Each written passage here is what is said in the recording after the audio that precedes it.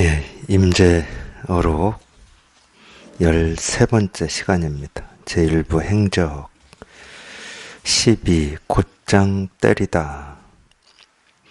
임재는 어떤 승려가 오는 것을 보자 곧 불자를 세웠다. 그 승려가 절을 하였는데 임재는 곧장 때렸다. 다시 어떤 승려가 오는 것을 보고서 임재는 역시 불자를 세웠다. 그 승려는 돌아보지 않았는데 임재는 역시 때렸다.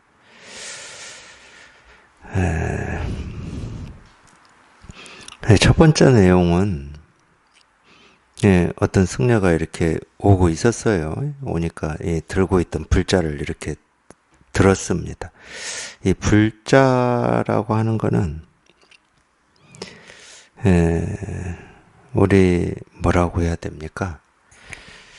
이 나무에다가 무슨 이렇게 털 같은 거를 이렇게 수북해서 이렇게 묶어가지고 이렇게 우리 옛날 보면은 이 먼지 털이개 같은 거 있잖아요. 먼지 털이개.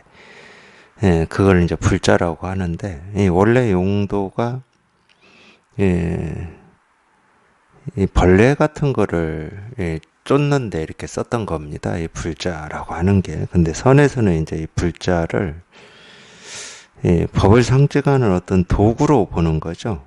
도구로. 그러니까 이 수행자가, 그러니까 이게 이제 이 모습 지어진 것들은 이 마음 공부나 이 어떤 이 깨달아서 보면은 이 모습 지어진 게 전부 뭐라고 얘기해야 되냐면은 이 중생의 어떤 이 번뇌라든지 이 중생의 어떤 이 병을 이렇게 털어내고 없애고 하는 뭐 이런 거거든요. 그게 어떤 모습 지어진 거라고 하더라도. 그러니까 이제 뭐 이 벌레를 쫓는다.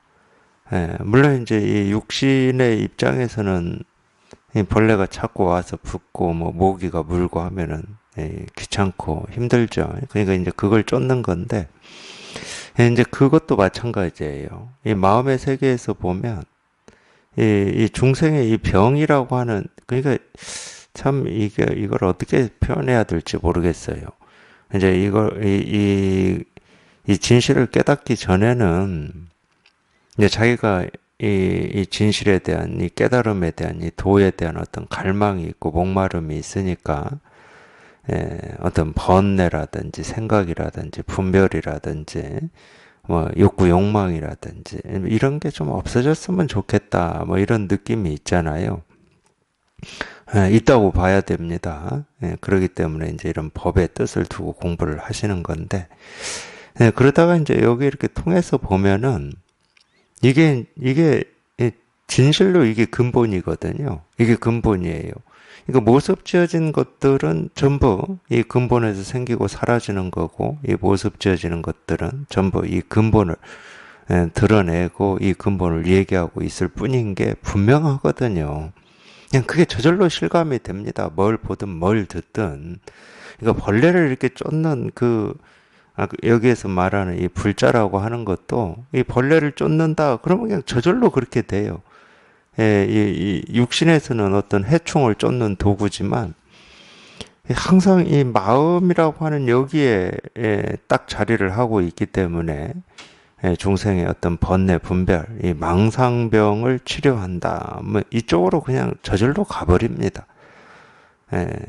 뭘 보든 뭘 듣든 그렇게 돼요. 자기도 모르게 그렇게 됩니다. 근데 이제 워낙 오랫동안 우리가 이 세간을 분별하고 살아왔기 때문에 이 분별이 앞장서서 그렇지. 여기에 통해서 이게 이제 좀 익숙해지고 여기에 분명해지면 뭐 뭘 보든 그렇게 됩니다. 뭘 보든 이 말 한마디를 해도 그렇고 이 하나의 모습을 봐도 그렇고 예를 들면 이런 겁니다.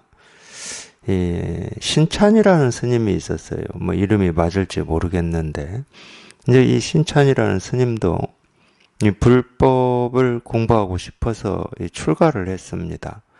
근데 이제 자기가 출가한 스승이 깨달음이 있는 스승은 아니었고, 이 경전 공부를 굉장히 열심히 하시는 스승이었어요. 그래서 이제 출가를 해서 보니까 이제 그렇게 해가지고는 깨달을 수 없다는 게 이렇게 느껴졌단 말이에요. 그래서 이 선, 이 직진심 견성성불이라고 하는 이런 선의 가르침에, 가르침을 이렇게 좀 받고 싶어가지고, 스승한테 좀 거짓말을 했습니다. 자기가 좀 행각을 몇 년 동안 하고 오겠다, 뭐 이런 식으로 거짓말을 해서, 실제로는 이 선사를 찾아가서 이 선을 공부하고 있었죠. 그래서 선을 공부해서 이제 이 진실을 깨달았단 말이에요. 이제 깨닫고 이제 본래 자기 스승한테 이렇게 돌아가서 스승하고 같이 사는데 자기가 깨달아 보니까 이 깨달아 보면 그렇거든요. 여기 이렇게 통해 보면 이거는 우리가 애쓰고 노력해서 되는 것도 아니고 깨달음이라는 게 이런 거니까 이쪽으로 향해서 열심히 가면 여기에 도달하겠구나. 이렇게 해서 깨달아지지 않는다는 게 이렇게 스스로 느껴져요. 그렇다고 뭐 이 부처님 말씀이라고 하는 경전을 열심히 읽고 그거를 사경을 하고 뭐 연부를 하고 독송을 한다고 해서 깨달아지냐? 그쪽 길도 아니다는 거를 자기 스스로가 압니다. 그런데 이 제자된 입장에서 이 자기 스승이 이 불경전을 열심히 이렇게 공부하신다는 거는 이 깨달음에 대한 뜻이나 목마름이나 갈증이 있다는 얘기잖아요. 그러니까 안타깝죠. 이걸 가르쳐 주고는 싶은데 이제 자기가 체험해 보니까 그쪽 길은 아니야. 그러니까 뜻이 있고 의지가 있고 염원이 깊다고 해서 우리가 깨닫는다고 할 수는 없거든. 물론 이 깨닫겠다라고 한 뜻, 의지, 염원이 바탕이 돼 있어야 되는 건 맞지만 그걸 가지고 어떤 행위를 하거나 어떤 모습을 지어버리면 자기 분별로 가버리는 겁니다. 그러니까 안타까운 거예요.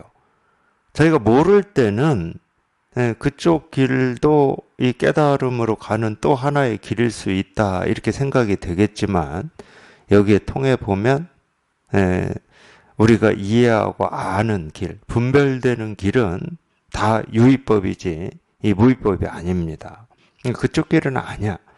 그래서 가르쳐 주고는 싶은데 첫 번째는 이건 말로 할 수 없으니까 가르쳐 주기가 난감하고 두 번째는 이 스승과 제자의 관계예요. 스승이라면은 이렇게 가르치는데 좀 쉽지만 이 제자된 입장에서 자기 스승을 가르친다는 거는 이게 지금 안 맞잖아요. 이게 엄청 조심스러운 거죠. 이런 조심스러움은 사실은 저희 선원에 오셔서 공부하시는 도반들이 좀 가져야 될 마음 자세입니다. 사람을 대할 때 굉장히 그런 조심스러움이 있어야 돼요. 자칫 잘못하면 나는 알고 너는 모른다 이런 식의 어떤 이 입장에서 이 공부를 하게 되는 경우가 생겨버리거든요. 그러면 상대한테 거부감을 주지 좀 믿고 나도 해봐야지 이런 마음을 잘 안 줍니다. 그러면 그건 실패인 겁니다. 아예 안 하니만 못한 얘기가 돼버린 거죠. 우리 세속에서도 그러잖아요. 괜히 말해서 손해보는 경우 있잖아요. 그러니까 아무리 내가 옳다고 여기는 것도 그거를 이렇게 설득하고 그쪽 방향으로 상대를 안내하려면은 굉장한 힘이 필요합니다. 그 옳음만 가지고는 안 되는 거예요. 그 옳음이 오히려 이 상대를 무시하고 상대를 억압하고 그런 무기가 될 수도 있기 때문에 그런 부분은 조심해야 됩니다. 어쨌든 이 신찬이라는 스님이 그런 입장이에요. 굉장히 조심스러운데 어느 날 이 자기 스승이 방에서 이 경전을 이렇게 읽고 있는데 이 방에 벌이 한 마리 들어왔었나 봐요. 이 벌이 들어와가지고 이 밖으로 나가려고 발부동을 치는데 꼭 좀 그런 거 있잖아요. 이 문을 이렇게 열어놓고 이 창호지 된 창문이겠죠. 열어놓고 있었는데 아니 그 넓은 이 밖하고 전혀 이 둘이 아닌 이 문이 열렸다는 말은 그 공간은 이 밖과 안이 둘이 아닙니다. 문이 닫혔을 때 밖이 있고 안이 있잖아요. 열어버리면은 그건 이제 하나의 공간이죠. 안팎이 없어요. 근데 꼭 저희도 경험해봐서 알지만 그 창호지 위에서 발버둥을 칩니다. 밖으로 나가려고. 막 창호지만 막 돌아다녀요. 예, 자기가 나갈 곳이 어딘가를 막 찾느라고 막 돌아다녀. 이 모습이, 예, 저는 100% 공감이 돼요. 자기가 살려고, 이 깨달음이라고 하는 것을 좀 체험해 보려고, 우리 본성을 좀 알아보려고 이 몸부림치는 무슨 수행을 하거나 사경을 하거나 독송을 하거나 경전을 읽거나 이런 사람의 이 모습하고 똑같은 거죠. 안팎이 없는 이 경계가 바로 이렇게 있는데 하필이면 이 밖하고 이 안팎이 있는 그 경계에서 그냥 그거를 뚫어보려고 이 몸부림을 치고 애를 쓰고 살아보려고 하는 그 모습이 꼭, 예, 이 법을 찾고 구하고 얻고자 하는 어떤 수행자의 모습 같거든요. 그러니까 거기 그 모습을 보고 자기 스승 들으라고 한마디 합니다. 이렇게 넓은 세상을 놔두고 그 좁은 데서 저렇게 몸부림 치는구나. 물론 이제 그 벌을 빗대서 한 얘기지만 그건 벌을 빗댔을 뿐이지 사실은 자기 스승한테 한 얘기죠. 지금 이렇게 넓은 세상을 놔두고 당장 지금 이 코앞에 눈앞에 자기가 찾고 구하고 얻고자 하는 이 진실이 이렇게 다 드러나 있고 펼쳐져 있는데 창문이 열려져 있는 그 공간에 다 펼쳐져 있잖아요. 거기는 뭐가 없어요. 그걸 우리가 본래 마음이라고 해도 좋고 깨달음, 실상, 도, 부처라고 해도 좋지만 그 이름이 진실이 아니고 그냥 뭐가 없는 그냥 허공과 같아. 허공이지. 이 법이 그런 거예요. 이 법이라는 이름을 쓰니까 이 법이라는 뭔가가 있나 보다 이런 게 아니고 그렇게 몸부림칠 일도 없고 애쓸 일도 없고 이 밖과 안이 이 나눠져 있는 이 경계를 어떻게 좀 없애볼까 이럴 필요가 없는 아무 할 일이 없는 그냥 날개짓만 평소대로 하면은 그냥 다 통하는 이런 걸 우리가 법이라고 그러는 거거든. 이름을 법이라고 그래요. 이름을 깨달음이라고 하고 이름을 도라고 그래. 이 법이라는 무슨 이 실체가 있어서 법이라는 얘기를 하는 게 아닙니다. 그 눈앞에 두고 엉뚱한 데를 뚫어보려고 그 몸부림치는 그 벌과 같은 거지. 이 중생의 병이라고 하는 게. 도는 뭡니까? 이겁니다. 그래서 이렇게 가르치는 거예요. 이렇게 눈앞에 이렇게 다 분명해. 다 펼쳐져 있어. 이겁니다. 이거라고 하는 뭐가 있다는 얘기가 아닙니다. 이거라고 하는 뭐는 없어요. 그냥 허공이지, 쉽게 얘기하면. 그 벌이 자기가 살 곳, 자유로이 날아갈 수 있는 곳, 그 자유로이 날아가는 그거를 우리가 이 불교에서는 대자유라고 그러는 거예요. 자유자재, 대자유. 이 대자유는 뭡니까? 날아다니는데 아무런 방해가 없고 장애가 없는 거지. 반야신경에서 무가해라는 말을 하잖아요. 장애가 없다. 장애가 없어. 뭘 이렇게 가로막는 게 없는 거지. 그 벌의 입장에서는. 그게 저희가 얘기하는 해탈이고 열반이거든. 근데 뭐냐? 본래 이 세상이 그렇다는 거예요. 이 세계가. 이 세계가 본래 그렇다는 거야. 아무런 장애도 없고 아무런 두려움도 없는 세상이다. 근데 자기 스스로가 하여튼 이걸 장애라고 하는 이쪽에서만 몸부림을 치니까 평생 거기서 몸부림을 쳐보세요. 그 굴레에서 살다가 죽게 되지. 한 번도 이 밖과 안이 없는 탁 트여 있고 통하는 이 허공을 날아다니지를 못해요. 그러니까 바쁜 거야. 아무리 지금 몸부림치고 찾아도 시간이 부족한데 내가 다른 데 관심을 가지고 여유를 둘 이런 시간이 없는 거야. 그럼 왜 없냐? 아니 엉뚱한 데서 헤매니까 없는 거지. 바로 거기에 길이 있는데 바로 손만 뻗으면 길이 있고 손만 뻗으면 아무런 장애 없이 허공을 헐을 날아다닐 길이 있는데 그러니까 그 길은 벌이 만드는 게 아닙니다. 벌이 만드는 게 아니에요. 원래 있는 길이야. 그래서 다 갖춰져 있다고 그러는 거예요. 우리 태어날 때부터 전부 갖춰져 있다. 우리 본성, 본래 마음이라고 하는 거는 태어날 때부터 다 갖춰져 있다. 그럼 본성, 본래 마음이 뭐냐? 불교에서는 이걸 실상이라고 그래요. 도라고 그러고 깨달음이라고 그러고. 그러니까 이 도는 자기가 찾는 게 아니라니까. 본래 이렇게 있는 거야. 본래. 언제 어느 때나 이렇게 본래 있는 거야. 내가 찾아서 만들어가는 게 아니고 내가 애써서 만든 공간이 아닙니다. 본래 있는 거라니까. 있는 거에 우리가 이 발견만 하면, 이게 실감만 하면 그냥 그 세상에서 헐헐 자유로이 사는 거지. 그 벌처럼. 근데 엉뚱한 데 발을 디디면 내가 한번 뚫어봐야지 하고 몸부림치다가 죽게 돼 있는 거예요. 그래서 고라고 그러는 겁니다. 인생은 고의 바다다.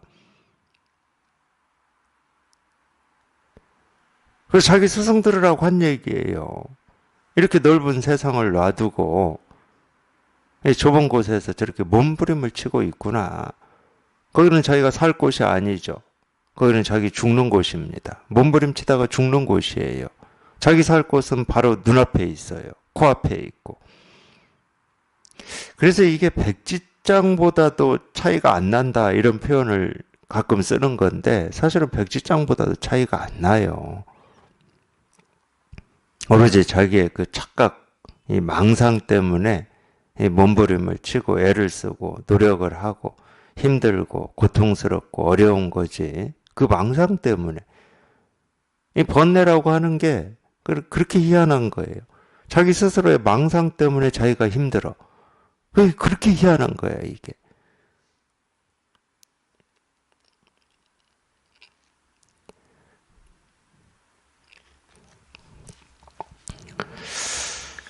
근데 못 알아들었습니다. 예, 그 스승이 그 말을 못 알아들었어요. 예, 못 알아들어가지고, 거기서 알아들었으면 참 좋았을 텐데, 예, 못 알아듣죠. 예? 그래서 어느 날 이제 또 이 스승이 목욕을 할 때, 이제 이 신찬이 이 등을 밀어줬어요. 예, 자기 스승의 등을 이렇게 밀어주고 등을 씻겨줬죠. 근데 보니 그때도 또 괜히 빗대서 한마디 합니다. 뭐라고 한마디 하냐면 참 불상은 좋은데 불상은 좋은데 이 깨달음이 없다고 했나 이렇게 한마디 했어요. 그건 이제 신찬 스님만 한 건 아니고 아마 마조 스님도 어느 스님이 찾아왔을 때 그런 얘기를 했을 겁니다. 그 스님이 이렇게 몸이 이렇게 풍채가 좋았나 봐요. 그러니까 참 불상은 좋은데 속에 깨달음이 없구나. 뭐 이렇게 얘기를. 그 신천의 이 스승인 이 스님도 출가를 해서 그 오랫동안 이 불교 공부를 하신 분이니까 그 말이 어떤 말이다 이 정도는 아마 이 생각으로 알아듣죠.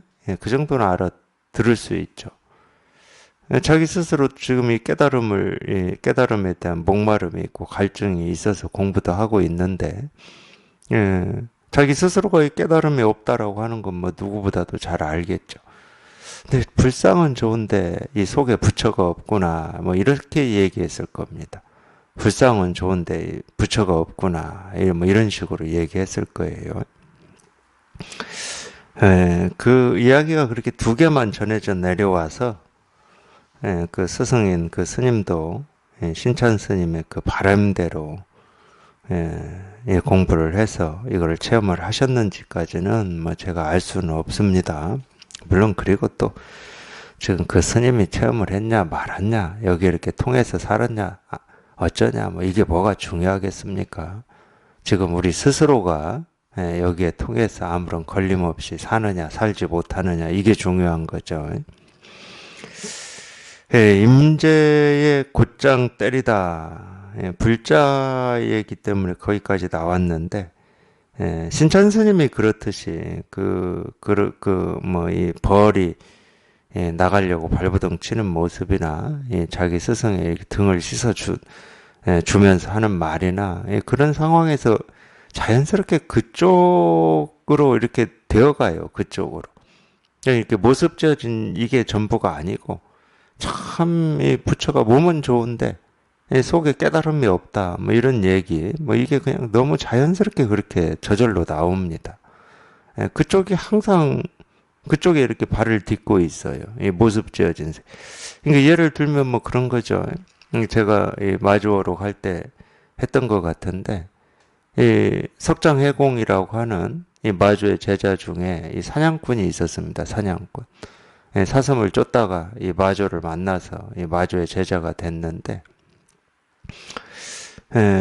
마조 스님 문화에서 이렇게 공부를 하다가 이제 이 법을 체험을 하고 모구죠, 모구. 서로 키우는 중이었습니다. 그러니까 뭐 보임이라고도 하고 체험 뒤에 공부라고도 하죠. 근데 이제 어느 날 쌀을 씻고 있었는데 마조 스님이 지나가다가 너 뭐 하냐 이런 거죠. 그러면 뭐 쌀 씻는 그 일에 이렇게 몰입돼 있는 사람은 뭐 당연히 쌀 씻고 있습니다 이러겠지. 밥하고 있습니다 이러겠죠. 근데 그 석장해공은 거기서 소 키우고 있습니다 그랬어요. 소 키우고 있습니다. 왜 그렇게 될 수 있냐면 이 쌀을 씻으면서도 이 쌀이라고 하는 어떤 사물을 그걸 씻고 있지. 근데 거기서도 때를 벗겨내는 거잖아요. 이 쌀의 때를 벗겨내는 게 또 당연히 우리 이 마음의 때, 중생심, 분별망상, 이거를 이렇게 쓸어내는 뭐 이런 느낌이라고 해야 되나 이런 게 있거든요. 이 체험을 하고 이 공부에 관심을 놓지 않고 살다 보면은 저절로 마음이 그렇게 돼요. 세간에 뭔 일을 하더라도. 그러니까 이 세간의 일을 떠나서 공부를 하는 게 아니고 이 세간의 일에서 공부를 하는 거예요. 그냥 그 하나하나의 행위나 모습이 그냥 저절로 그 이 마음 세계의 어떤 형상이고 모습으로 다가오거든. 뭐 그렇다는 겁니다. 그렇게 되어집니다. 이제 체험하고 공부를 꾸준히 해 보시면 자기도 모르게 그렇게 되어 갑니다. 이제 이쪽 세계가 익숙해지는 거죠. 그 전까지는 이 분별의 세계에만 익숙해졌으니까 모든 걸 분별만 하고 살죠. 임재는 어떤 승려가 오는 것을 보자 곧 불자를 세웠다. 그러니까 이제 그 불자라고 하는 걸 이렇게 가지고 다니는 겁니다. 벌레도 쫓고 이렇게.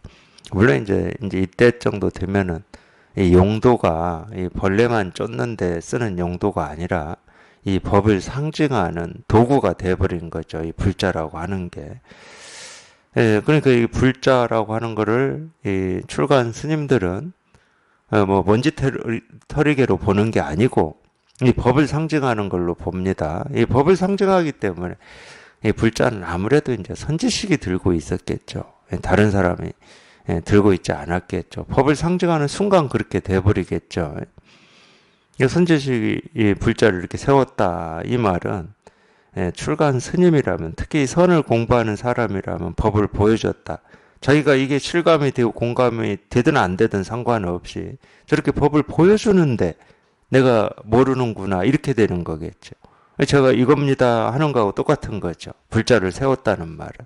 이겁니다 하는 거하고 똑같은 거예요. 불자를 세웠다. 그냥 이거다.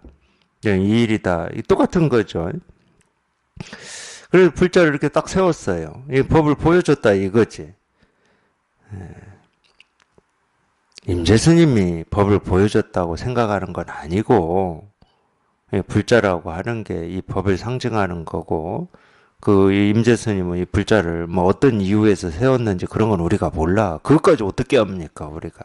임재스님 속을 뭐 들어가 볼 수도 없는 거고. 근데 어쨌든 이 공부에 이 목말라 있는 사람의 입장에서 봤을 때는 자기가 그랬거든요. 자기 스승인 황벽한테 가서 불법의 분명한 뜻이 뭡니까? 그랬는데 탁 때렸어요. 근데 임재 정도 되면 그게 뭔지 압니다. 내가 미워서 때렸다 또는 뭐 어째서 때렸다 이런 게 아니다는 걸 알죠. 적어도 이 선을 공부하잖아요. 자기 스승이 그렇게 법을 보여준다. 여기까지는 생각으로는 안다니까. 생각으로는 아는데 자기 스승이 이 법을 보여주는 그 법이 실감이 안 되고 공감이 안 되는 거지. 그게 힘든 거지. 생각으로 아는 거 가지고는 시원해지지가 않으니까. 이 자기의 이 갈증과 목마름이 생각으로는 해결이 안 나. 뭔지는 알겠는데 그 정도도 모를 바보 천치는 없을 겁니다. 제가 이 손가락 하나 이렇게 드는데 여기에 통한 체험이 있든 없든 법을 보여주는 거다. 이건 뭐 생각으로 다 알지. 근데 스스로 통하지 않으면 아무리 생각으로 법을 보여주는 건지를 안다 하더라도 통하지 않으면 시원하지가 않아. 그냥 법을 보여주는 거겠지. 뭐 이 정도에서 끝나. 근데 자기가 법이라고 표현하고 있고 말하고 있는 이게 확 하고 와서 꽂혀야 되는데 그건 없어. 그냥 말로만 법을 보여주는 거지, 법을 드러내는 거지 이렇게만 돼. 그거는 전부 가짜죠. 실제로 자기가 법이라고 말하고 표현하고 있는 그 법이 뭔지는 모르지만 뭔지 모르는 그 법이 한번 와서 확 꽂혀야지. 확 통해야지. 그래야 이게 시원해지는 거죠. 그러니까 이 불자를 세우는 이 모습을 본 그 스님은 당연히 법을 보여주는구나 이렇게 생각할 수도 있고 물론 그렇게 생각 안 할 수도 있지. 그것도 우리가 모르지. 생각이 아니고 불자를 딱 세웠더니 뭐 뭔지 그냥 저절로 통해가지고 뭐 법이니 돈이 깨달음이니 보여주었니 이런 생각 없이 그냥 저절로 그냥 이겁니다 이러면 그냥 저절로 통하듯이 그럴 수 있죠. 근데 이 스님은 이 불자를 세웠더니 절을 했어요. 이렇게 절을 했겠죠. 그러니까 임재가 때려버렸어요. 근데 또 다시 어떤 스님이 와요. 그 스님이 또 다가오니까 임재가 또 이렇게 불자를 세웠습니다. 그랬더니 그 스님은 돌아보지도 않아요. 그 보지도 않아. 이렇게 세우는 거 보자마자 뭐 관심 꺼버리고 그냥 예, 이렇게 눈을 돌리고 들어가려고 하는데 또 임재가 가서 툭 때렸어요.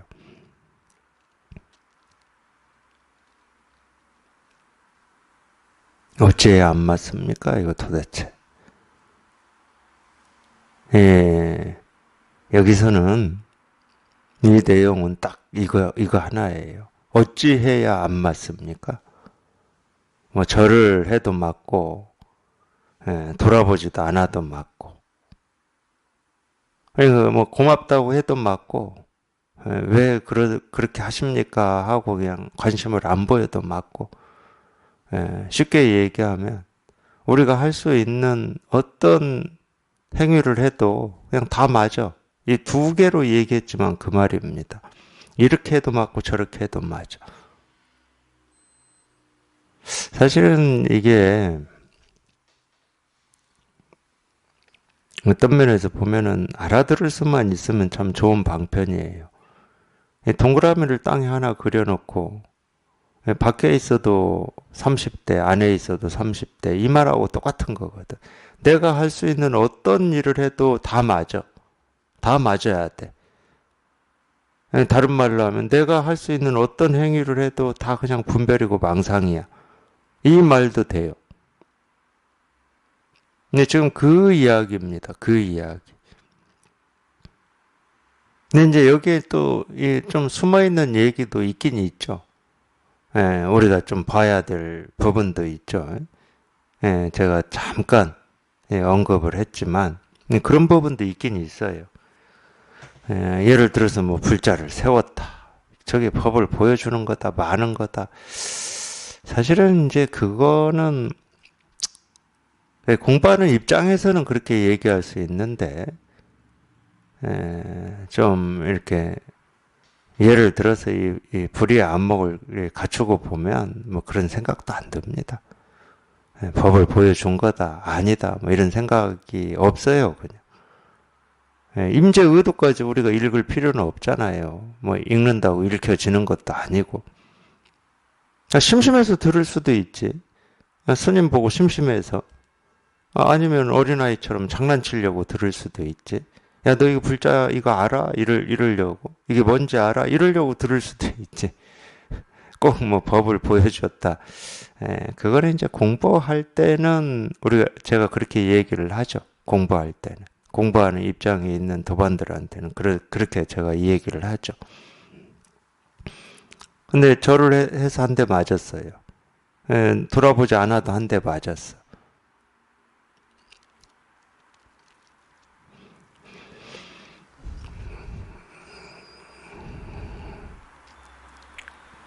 해석은 할 필요 없습니다.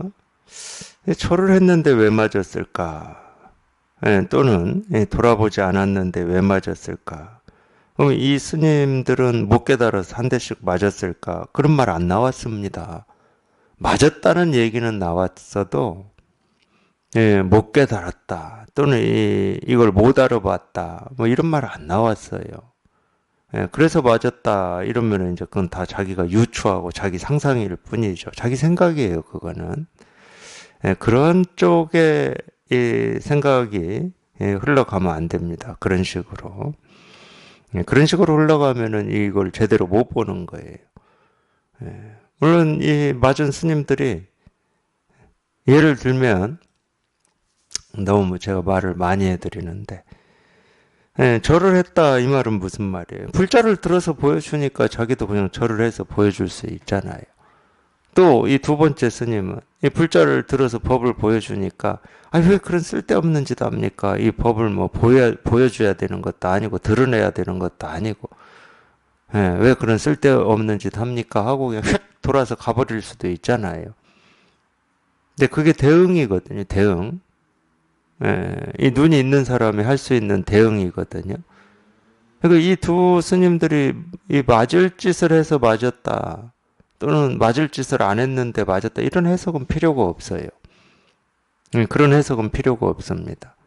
간단하게는 이 원을 그려놓고 원 안에 들어가도 30대, 원 밖에 있어도 30대.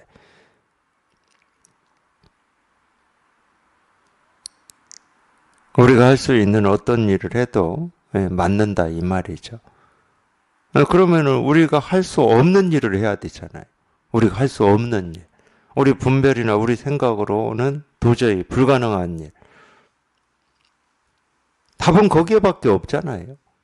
원을 그려놓고 그 안과 밖밖에 없는데 원 아니냐 원 밖이냐밖에 없는데 우리가 할 수 있는 건 두 곳밖에 없잖아요. 이게 사실은 우리 분별을 얘기하는 거예요. 우리 선택지. 우리 삶에서 항상 그 둘 중에 하나를 선택하죠. 이쪽으로 갈 거냐 저쪽으로 갈 거냐. 다 분별의 길입니다. 그 분별을 넘어선 길. 이게 이제 출세관의 길이죠. 이 분별에 넘어선 이 길을 제시를 해야죠. 분별을 넘어선 길. 분별이 아닌 길. 분별로는 어찌할 수 없는 길. 그걸 이렇게 가르쳐 드리는 겁니다. 이거라고 가르쳐 드리는 거죠. 이 일이다. 그게 이 일이다. 그래서 이 곧장 때리다.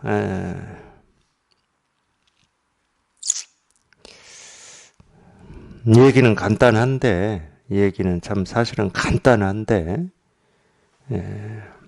자기한테 다가오는 거는 다 다르겠죠. 다가오는 게 다 다를 겁니다. 아마 13 임재할 임재가 상당하니 어떤 승려가 나와서 절을 하였다. 임재가 곧장 악하고 고함을 지르자 그 승려가 말하였다. 노스님께서는 함부로 엿보지 마세요. 엿보지 마세요. 이랬겠죠. 여기서는 엿보기 마세요. 이렇게 타자가 돼 있는데 엿보지 마세요. 임재가 말했다. 그대는 말해보아라. 어디에 떨어져 있는가? 그 승려가 곧장 악하고 고함을 질렀다. 다시 어떤 승려가 물었다. 어떤 것이 불법의 큰 뜻입니까? 임재가 바로 악하고 고함을 지르니 그 승려가 절을 하였다. 임재가 말했다. 그대는 말해보라. 좋은 고함 소리냐. 그 승려가 말했다. 도둑질이 확실히 실패하였습니다. 임재가 물었다. 허물이 어디에 있느냐. 승려가 말했다. 재범은 용납하지 않습니다. 임재가 말했다. 대중들아, 나의 빈 주구를 알고자 한다면 승당 안에 두 성객에게 물어보아라. 그러고는 바로 법좌에서 내려왔다.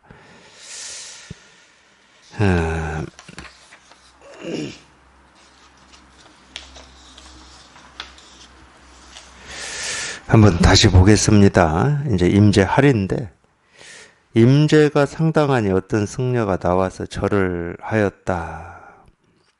임재가 곧장 악하고 고함을 지르자 그 승려가 말하였다. 노스님께서는 함부로 엿보지 마십시오. 이제 이 말 한마디가 사실은 이 진실과 방편에 대한 안목을 다 표현한 말이거든요. 말은 한마디입니다. 딱 한마디. 함부로 엿보지 마십시오. 이 한마디인데 이게 이 법과 이 방편, 진실과 방편을 보는 안목을 다 얘기해 놓은 겁니다. 이게 이 상당해서 이제 설법하기 전이겠죠. 설법하려고 상당을 했는데 어떤 스님이 나와서 절을 했어요. 아마 뭐 이런 일이 일상적인 일은 아니고 거의 뭐 있을까 말까 한 일일 것 같은데 똑같은 얘기입니다. 저희가 이렇게 법회를 하려고 이렇게 다 앉았잖아요. 그래서 딱 앉았는데 이제 법회 하려고 어떤 도반이 나와서 이 앞에 나와서 저한테 절을 하는 거하고 똑같은 거죠.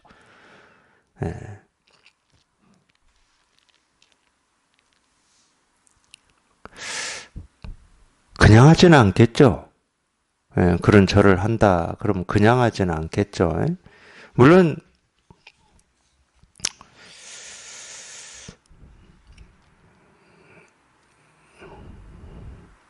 이 절을 하는 자체가 뭐 이거다 저거다 뭐 우리가 그럴 수는 없어요. 예를 들어서 뭐 어떤 의도를 가지고 절을 하든 어떤 마음으로 어떤 뜻을 가지고 절을 하든 절하는 행위는 이건데 눈을 깜박이고 뭐 숨을 들이쉬고 내쉬고 말하고 뭐 밥 먹고 한 발 두 발 걷고 하는 모든 게 그냥 일이죠. 뭐 다른 게 없죠. 우리는 누구나 똑같이 지금 그렇게 살고 있습니다. 밥 먹고 아침에 일어나고 세수하고 옷 입고 씻고 뭐 잠자고 누구나 다 그러고 있습니다. 걷고 그냥 그 하나하나가 전부 일이죠. 뭐 여기를 벗어나는 일은 없죠. 여기에서 벗어나는 일이라고 하는 것은 있을 수가 없습니다. 어떤 일이든 내가 보고 듣고 느끼고 경험하는 이 모든 일은 전부 그냥 일이니까 여기에서 생기고 사라지는 이 모습이고 형상이니까 그냥 일이다. 일이거든요. 근데 어떤 의도를 가지고 하느냐. 이제 우리는 그 의도에 항상 초점이 가 있죠. 나한테 어떤 좋은 마음으로 하느냐, 나한테 싫어하는 마음으로 하느냐, 이 의도에 초점이 가 있습니다. 그러니까 그 의도를 알고자 하는 거. 그게 사실은 이제 분별이잖아요. 알고자 하는 마음이잖아요. 그러니까 그런 어떤 의도나 뜻을 알고자 하는 것은 전부 육신의 삶과 관계에 있는 겁니다. 나한테 이익이 되는지 해가 되는지 그것 때문에 그래요. 우리 두려움도 그렇잖아요. 인정받고 인정받지 못하고 칭찬받고 비난받고 하는 것도 전부 우리 육신에 관한 겁니다. 물론 세간의 삶은 다 육신에 관한 거죠. 세간의 삶이 어떤 육신을 떠난 관계된 건 아무것도 없죠. 그래서 그게 세간이지. 그걸 떠난 걸 출세간이라고 그러죠. 이게 어떤 의도냐, 이거를 알려고 하는 건 전부 분별일 수밖에 없어요. 왜 절을 했지? 분별이죠, 당연히. 고마워서, 이걸 체험하고 고마워서 절을 했나? 분별입니다. 우리는 누구나 다 똑같이 깨달은 사람이든 못 깨달은 사람이든 똑같이 이거 하나를 다 실현하고 있고 이거 하나를 다 드러내고 있어요. 자기 스스로가. 근데 우리는 의도에 관심이 있다니까. 그게 이제 분별의 삶이고 중생의 삶인데 의도를 알아서는 안 된다 이 말은 아니에요. 그 의도보다 먼저가 그냥 이 일이라는 거지. 어떤 의도냐? 그게 옳은 행동이냐 그른 행동이냐보다 먼저가 이 일이라는 거지. 옳은 행동, 옳은 행위, 그런 행동, 그런 행위도 다 이 일이거든.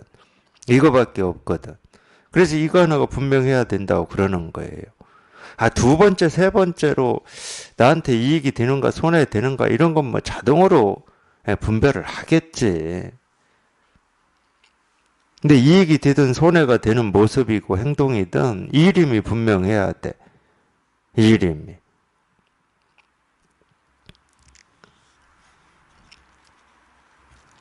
근데 우리가 이제 이럴 수는 있어요. 우리가 이제 공부를 지금 하고 있는 입장이잖아요. 이 공부를 한다는 말은 다른 말이 아닙니다. 첫 번째로는 여기 통해야 돼. 왜?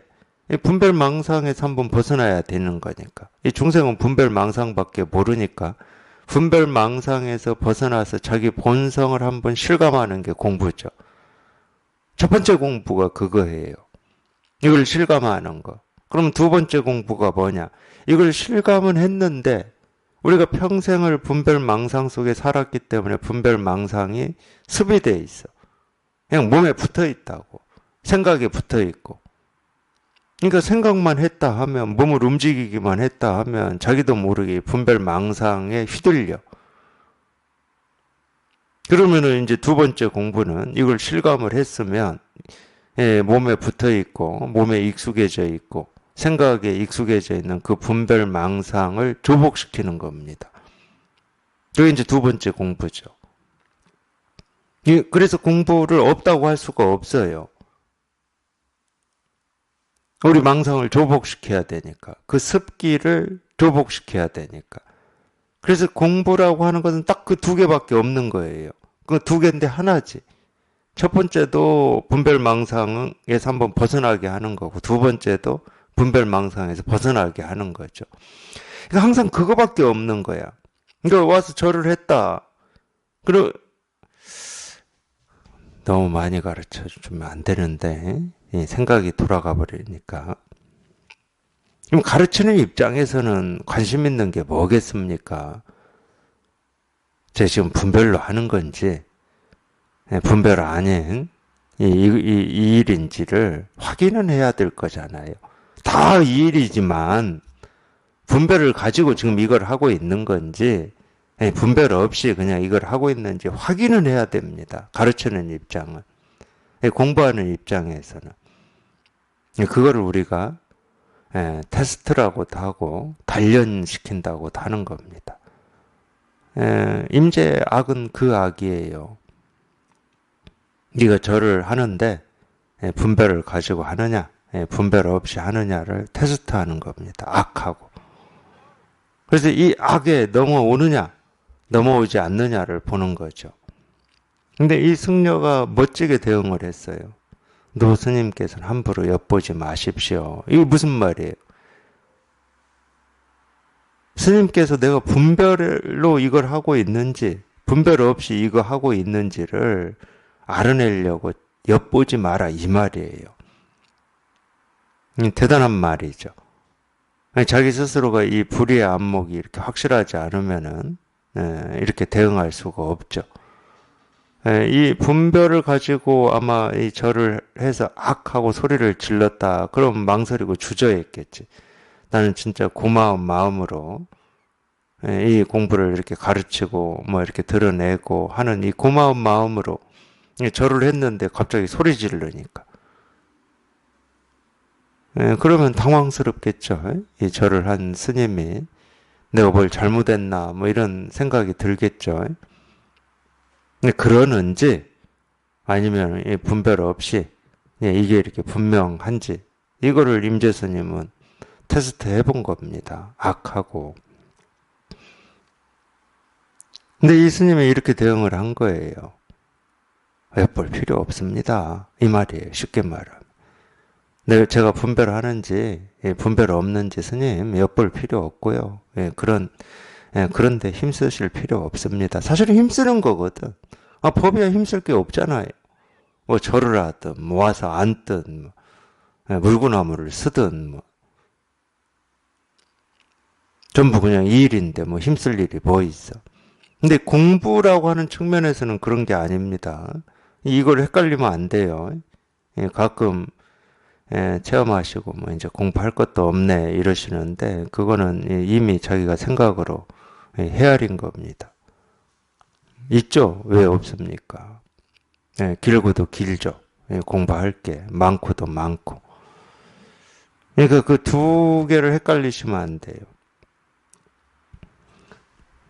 이제 이 정도 되면은 정말로 공부할 게 없어요. 이 정도 되면은. 자기가 어떤 말에도 어떤 일에도 끌려가지 않고 속지 않을 거니까 이 정도가 되면. 노스님께서는 함부로 엿보지 마세요. 임재가 말했다. 그대는 말해보아라. 어디에 떨어져 있는가.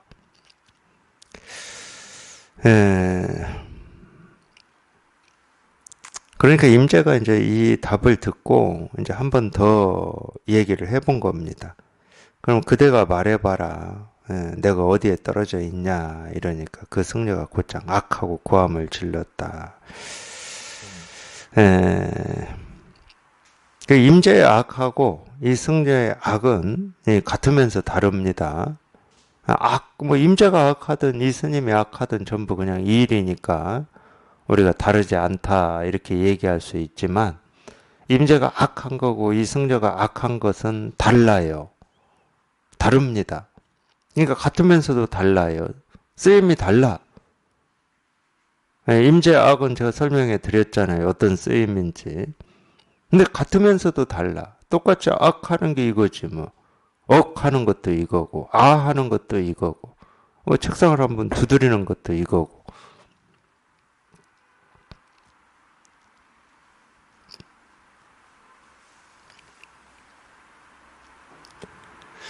여기에서 이제 더 이상 임재가 대응을 안 했어요. 이 스님하고 대응을 안 하니까 이제 다시 어떤 승려가 물었다. 임재가 바로 어떤 것이 불법의 큰 뜻입니까? 하고 이제 또 어떤 스님이 물었어요. 임재가 바로 악하고 고함을 지르니 그 승려가 절을 하였다. 임재가 말했다. 그대는 말해보아라. 좋은 고함 소리냐? 그러니까 이제 그러니까 똑같이 악을 하는데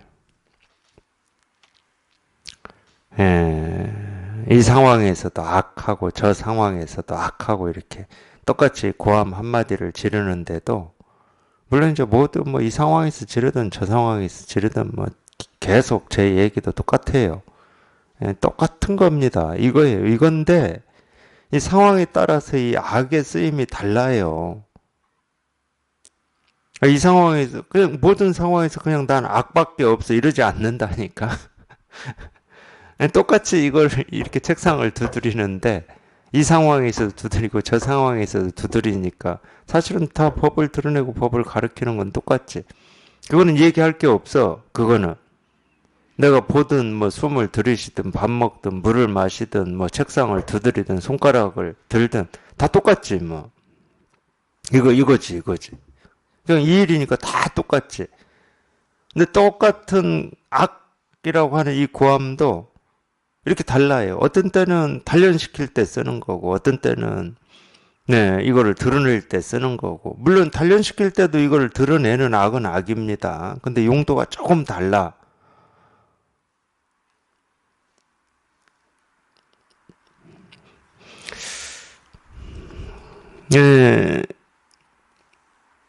그래서 첫 번째 스님한테 악한 이 고함 소리하고 이 두 번째 스님이 물었을 때 악한 고함 소리하고는 용도가 다릅니다. 똑같이 이거지만 용도가 달라요. 어떤 것이 불법의 큰 뜻입니까? 이렇게 물었을 때 악하고 소리 지를 때는 그 악이 이거지만 무슨 쓸데없는 소리냐. 이쪽의 용도가 더 강한 거예요. 불법의 큰 뜻? 불법이라고 할 것도 없는데 무슨 거기에 뜻이 있어. 그나마 큰 뜻, 작은 뜻? 그런 거 없다. 그런 쓸데없는 생각하지 마라. 그 쓸데없는 그 분별에서 벗어나라고 악을 하는 겁니다. 당연히 그건 뭐 이 법을 드러낸 거죠. 이걸 이렇게 가르친 겁니다. 그 악 고함 소리 듣고 그냥 그 스님이 곧장 이렇게 또 절을 했어요. 절을 또. 또 저 절이 가르치는 입장이라니까. 저 절이 이 악소리를 지금 알아들은 거냐? 아니면 못 알아듣고 절을 하는 거냐는 또 테스트 해봐야 될 거 아니에요. 가르치는 입장이 이렇게 좀 피곤해요.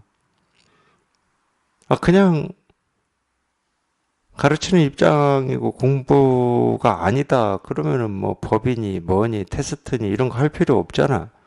그냥 배고프면 밥 먹고 목마르면 물 마시고 피곤하면 자고 어디 걸어갈 일 있으면 걸어가고 누구나 다 저뿐만이 아니라 누구나 다 사람 만나서 얘기하고 뭐 그 뭔 문제가 있습니까? 거기에 뭐 부처가 있습니까? 아니면 중생이 있습니까? 거기에 무슨 깨달음이 있습니까? 어리석음이 있습니까? 그런 거 없어요.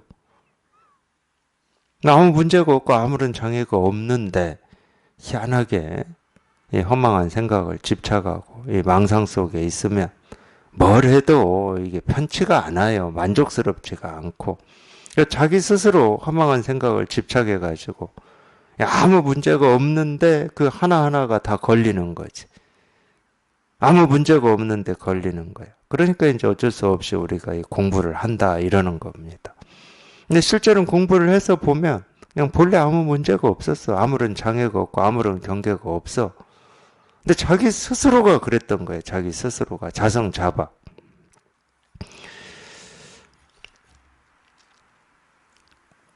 그러니까 이 사자 새끼를 키우려면 어쩔 수 없죠. 좀 그런 불편이 있을 수밖에 없지. 저게 진짜인지 가짜인지 분별 속에서 지금 헤매는지 아니면 이 분별을 떠나서 지금 자유롭게 사는지 뭐 이거를 이렇게 테스트를 해볼 필요는 있죠.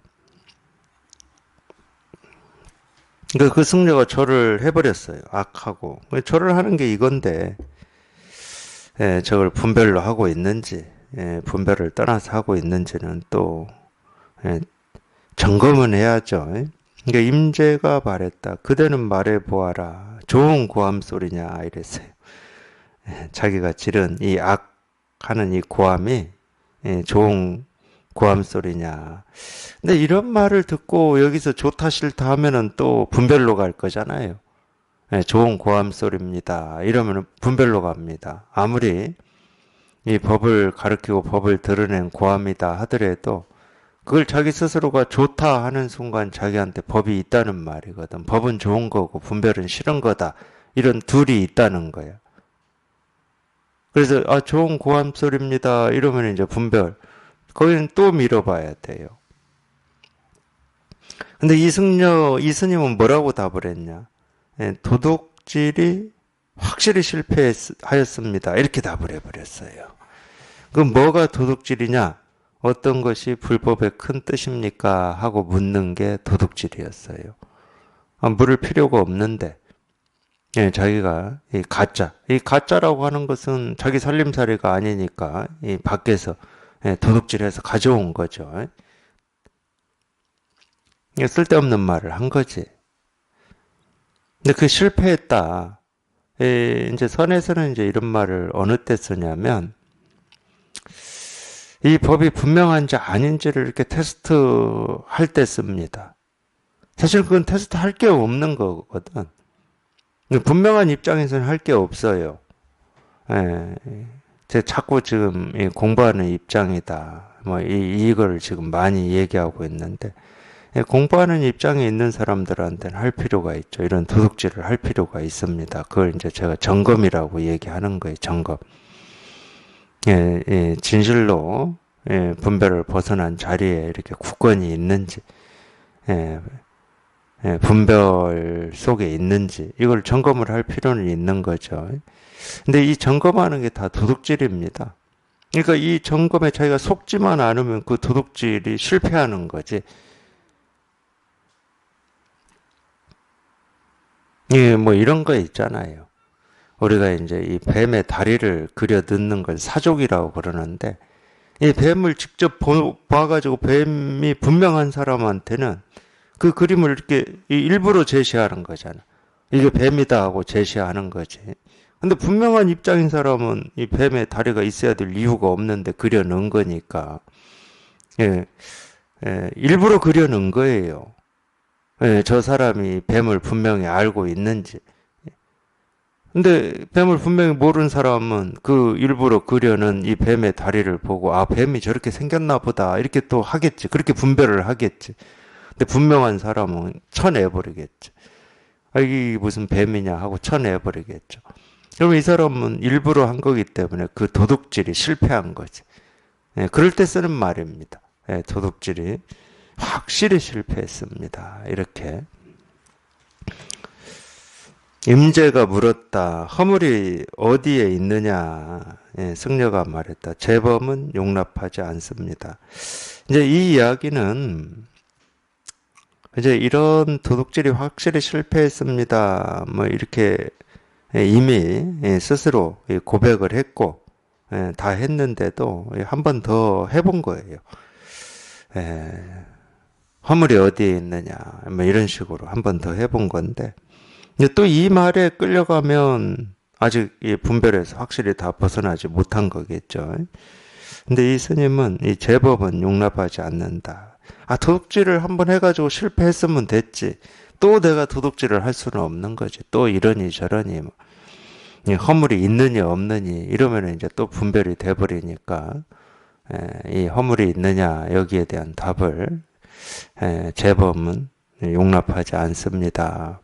이 말할 수 없는 거를 한번 말로 해서 이렇게 서로 확인했으면 됐지. 또 말할 수 없는 걸 또 말하고 또 말하는 거는 이건 분별이고 망상이다. 뭐 이런 얘기이기도 합니다. 임재가 말했다. 임재어록을 이제 저희가 앞으로 쭉 볼 텐데, 임재 스님이 다른 선사들도 그렇지만 이 상대를 이렇게까지 인정을 하는 경우가 드뭅니다. 거의 없어요, 거의.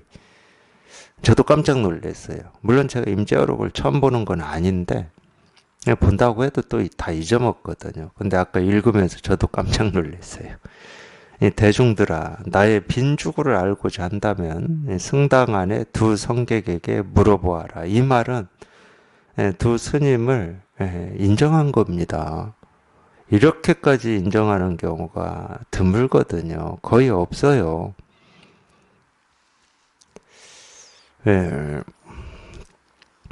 그러고는 바로 법자에서 내려왔다.